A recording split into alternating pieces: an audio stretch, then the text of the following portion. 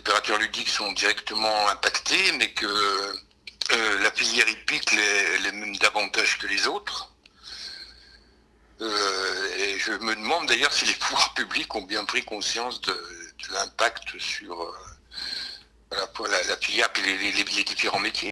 J'ai vu dans mes enquêtes, c'est que dans les paris hippiques, beaucoup plus d'ailleurs que dans les jeux de loterie, c'est ce que nous on appelle la forte sociabilité entre les joueurs, et même la socialité, c'est-à-dire c'est pas forcément des gens qui sont des amis, etc., mais qui échangent beaucoup. Donc l'exemple type, c'est le bar PMU, mais les PMU City aussi, qui sont des lieux, des espaces de rencontres qui sont très utiles pour les joueurs. Que ce soit dans les bars PMU, également sur les hippodromes, cet aspect rencontre, cet aspect convivial, etc., échange est très très important. Donc je pense que... mais à nouveau, vous voyez, c'est ce que je disais au début, je me demande si cet aspect-là est bien connu finalement des pouvoirs publics, quoi. C'est par définition, en tout cas pour le sociologue, une pratique populaire qui se transmet d'ailleurs souvent parfois de génération en génération, contrairement à d'autres.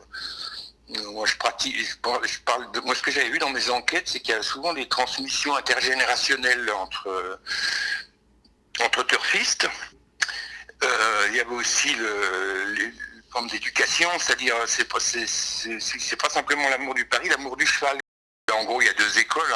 C'est une théorie, c'est surtout les économistes qui disent ça, théorie de la richesse.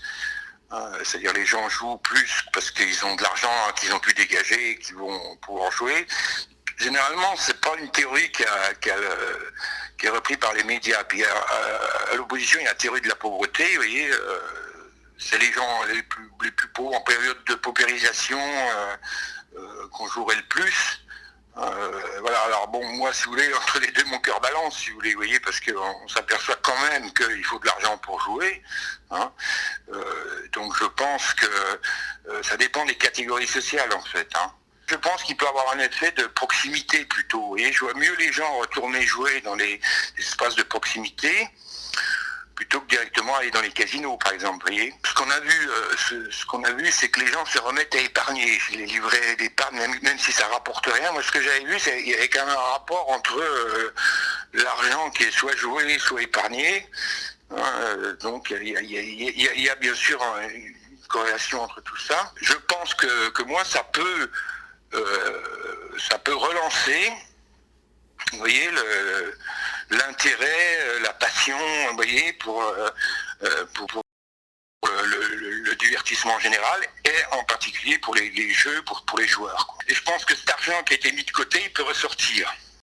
Il y a un aspect, bon, je ne sais pas si c'est spécifiquement course du jeu en général, je pense qu'en effet, oui, ce qu'on met souvent derrière la chance, derrière il y a une interrogation du hasard, et derrière cette interrogation-là, c'est aussi une interrogation de la divinité, quelque part, si vous voulez.